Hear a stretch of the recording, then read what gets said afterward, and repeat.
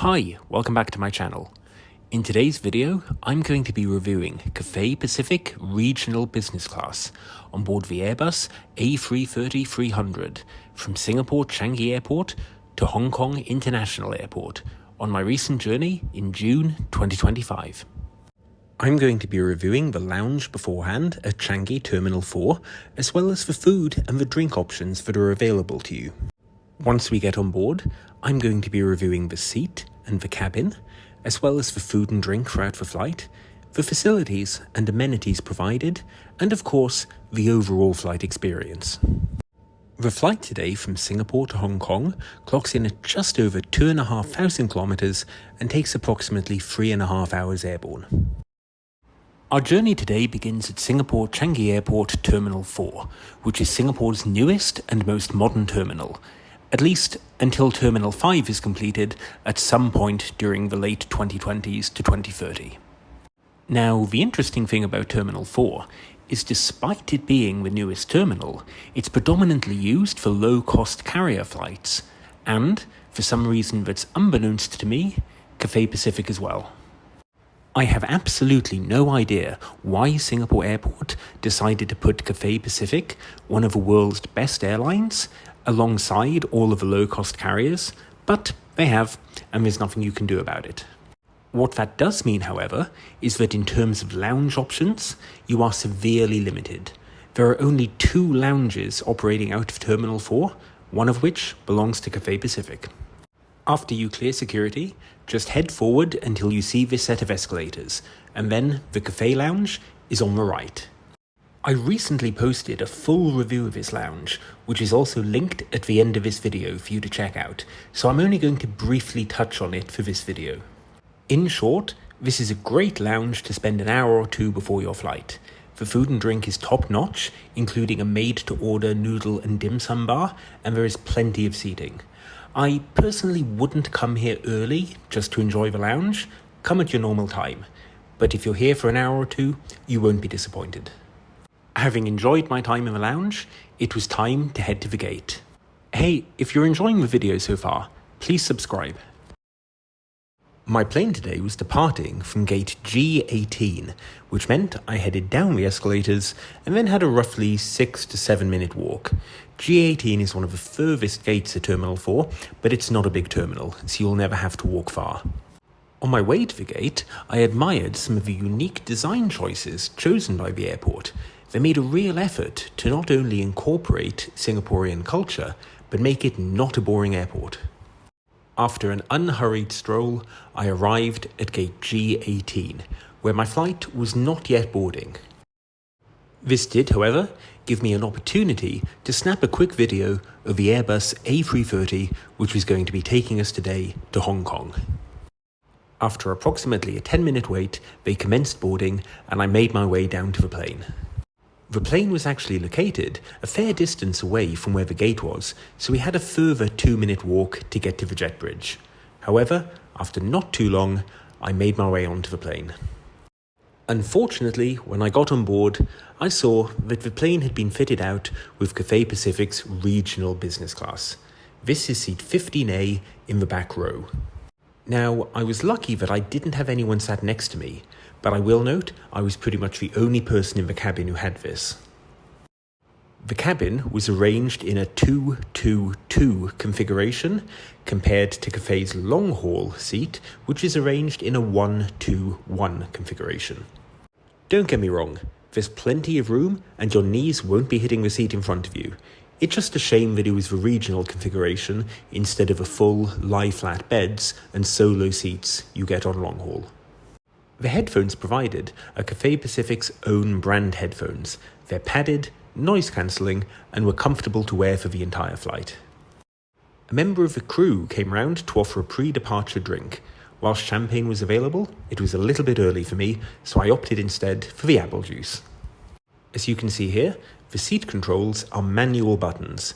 They're very simple, but intuitive. It's hard to go wrong with this. The in-flight entertainment remote was a little bit outdated, but it at least had a screen to easily display the remaining flight time. The screen itself was a decent size and was very crisp to read at the distance from the seat. One thing that I was pleased to see was the return of paper menus, and particularly a separate menu for drinks and a separate menu for food. A new feature that I'm going to be doing in my videos is that I'm going to be scanning the menus instead of taking a video of them. Let me know in the comments if you prefer this.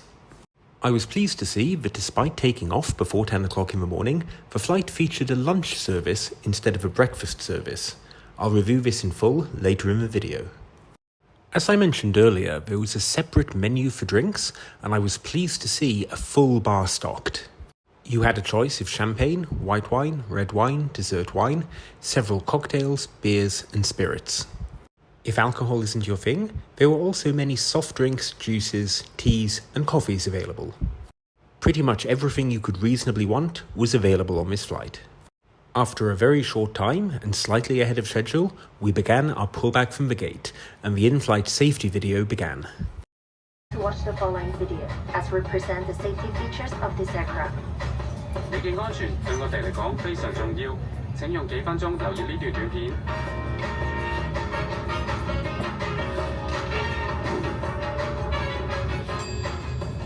You can store any hand luggage or large items in the overhead compartments for takeoff and land. 請關閉個人電子用品或調校至飛行模式。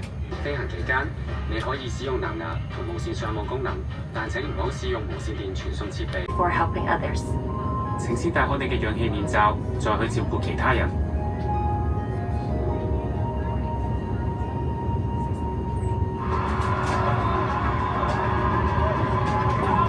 Your life jacket location is shown on the safety card, which is in your seat pocket. 你嘅衣兜裏面有一張安全。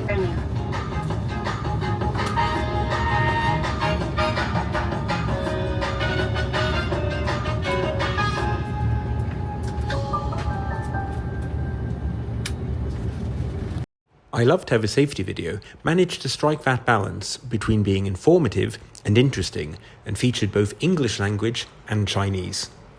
After a reasonably long 15-minute taxi to the runway, although I will note still ahead of schedule, we arrived and were next in line to take off, ahead of this Singapore Airlines jet. I believe it's an A330, but correct me if I'm wrong.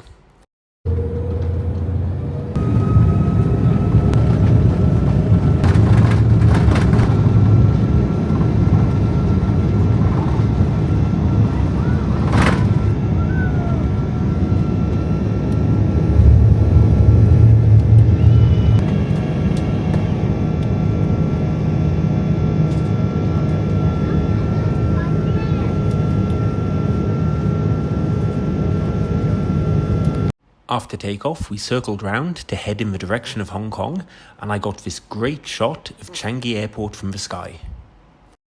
In no time at all, we were above the clouds and enjoying the sunny weather you always have up there. What a lovely view. About half an hour after takeoff, the crew sprang into action and began to serve our meal. Before the meal service actually began, we were offered a post-takeoff drink and some warm nuts that consisted of cashews, almonds and pistachios.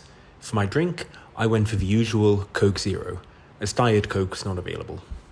For my starters, I had, and I apologise if I'm pronouncing this wrong, the prosciutto and green bean salad. This was served with a separate side salad, as well as 2 pieces of Cathay Pacific's signature garlic bread, which, in my opinion, is not as good as the Singapore Airlines one, but was still very tasty. Overall, a solid starter, and it tasted good. Please let me know in the comments if I'm pronouncing the prosciutto correctly. Apologies for the shaky camera here. Despite having stabilization on, it was really turbulent at this point.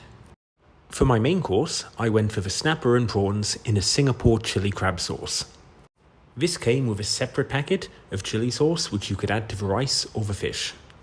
Overall, this tasted perfectly fine. My only complaint is that the portion was super stingy. 2 prawns and a tiny bit of snapper? Not ideal. Although it did come with a pair of wooden chopsticks, which were of a very high quality and felt great to use. Once again, with apologies for the shaky camera, this here is not the last remaining bite of a snapper, it was the only bite of a snapper. Just highlighting how stingy the portion actually was here for a main course.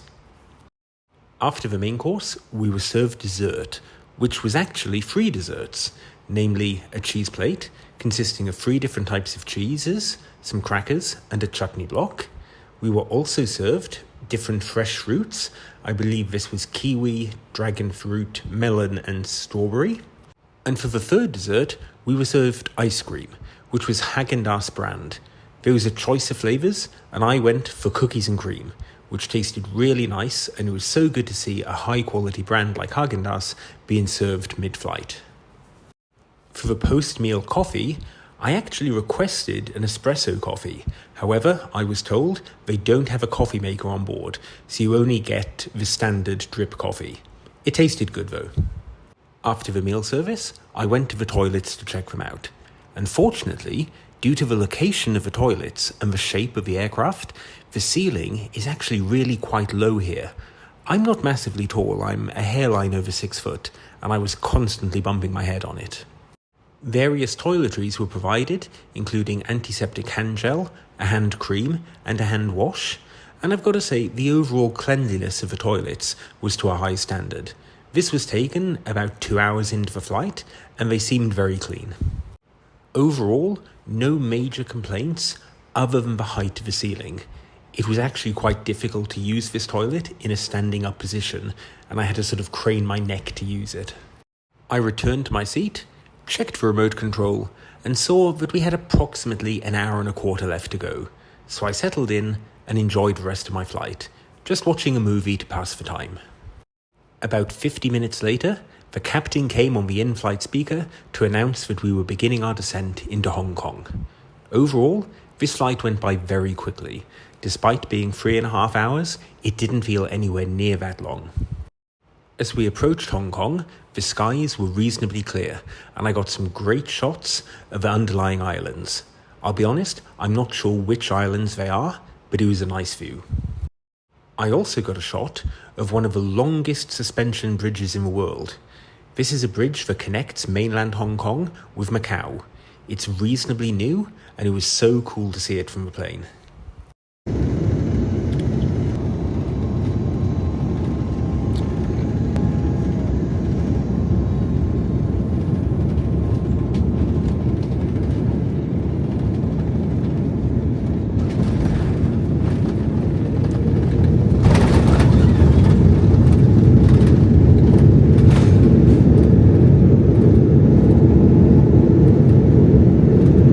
Quite a bumpy landing, but the views as we taxied to the gate were lovely.